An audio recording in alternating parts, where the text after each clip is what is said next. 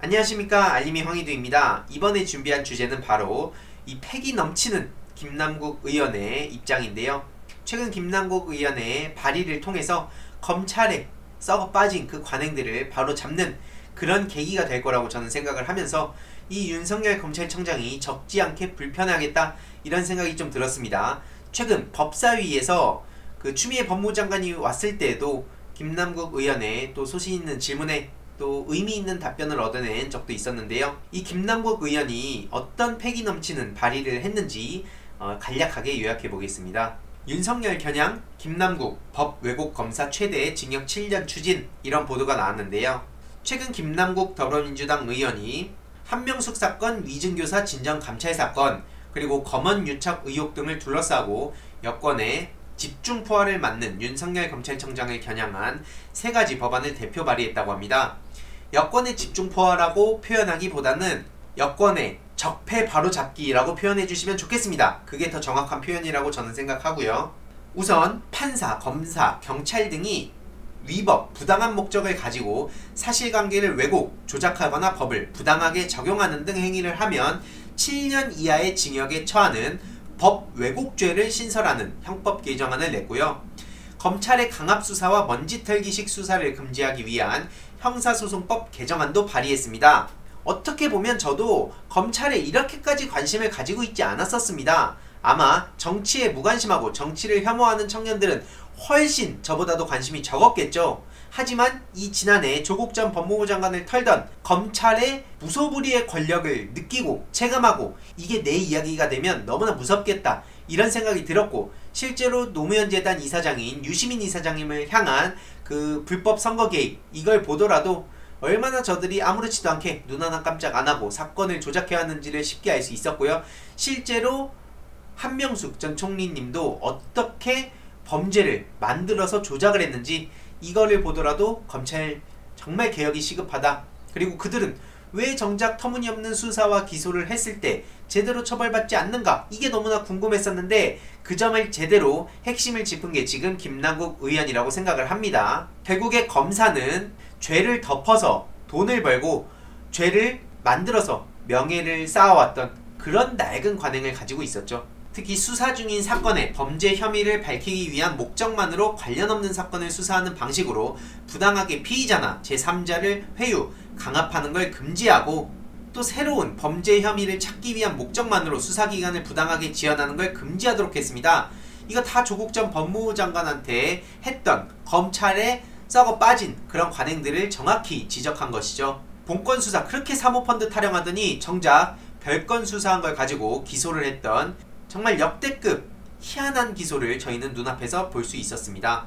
그리고 대검 감찰 담당 검사의 독립성과 직무수행 우선권을 보장하는 검찰청법 개정안도 발의했고요. 이 법안들로 검찰의 내로남불식 수사 감찰 관행이 개선되길 기대한다고 밝히기도 했습니다.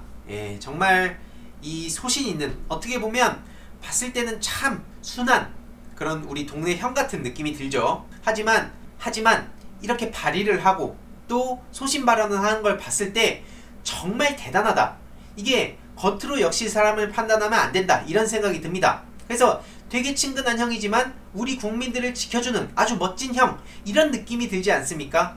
그래서 저는 이 김남국 의원님이 앞으로도 너무나 기대가 된다는 그런 말씀을 좀 전해드리고 싶은데요. 네티즌들의 반응을 보더라도 김남국 의원 적극 지지, 속 시원하게 잘한다, 그리고 최소 7년으로 하자, 이런 의견도 있었고요. 김남국 잘한다, 이런 응원하는 댓글들이 많았습니다.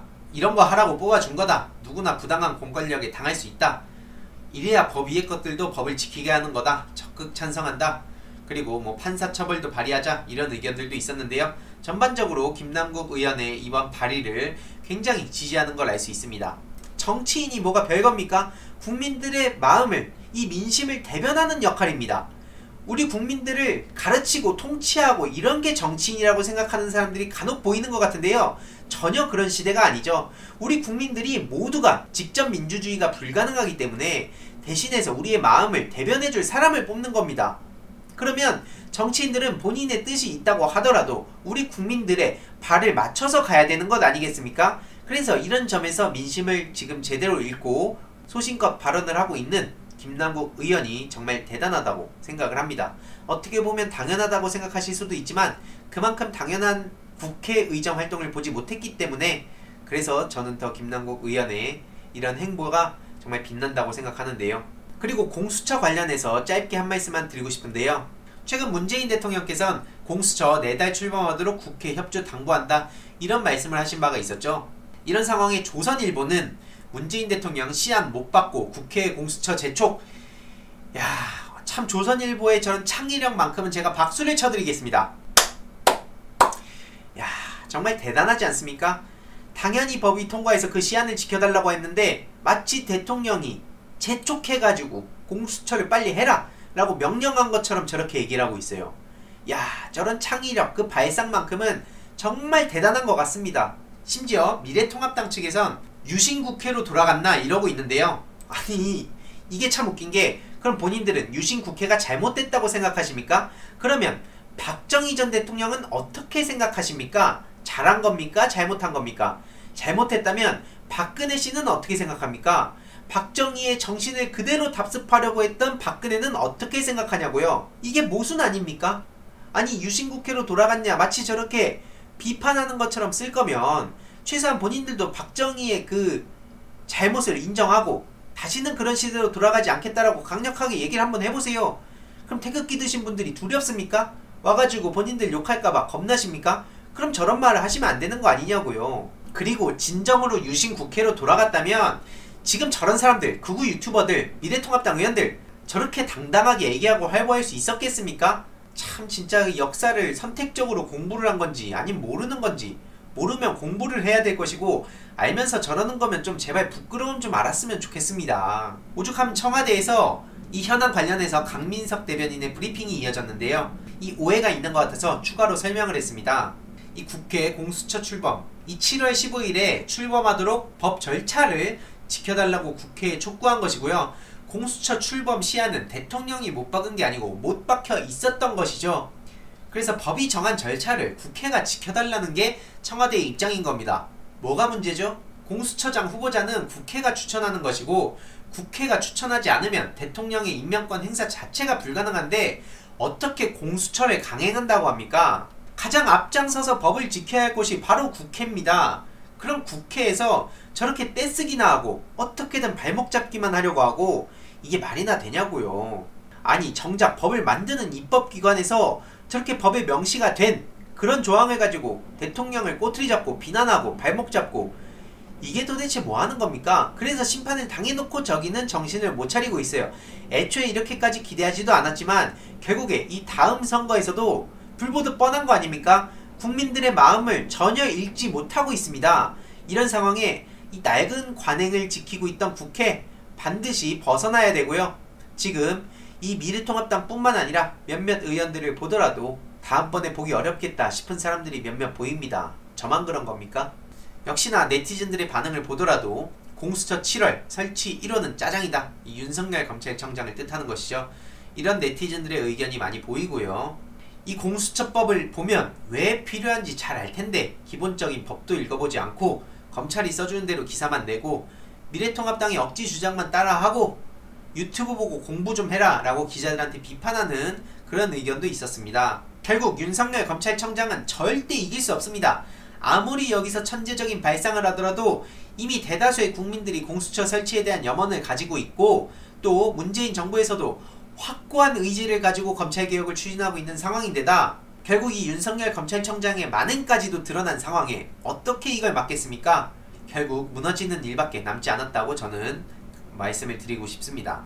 결국 중요한 것은 문재인 대통령의 법과 원칙, 이것이 가장 빛났다고 생각합니다. 이 철학, 이 가치관이 가장 중요하다고 생각하는데요.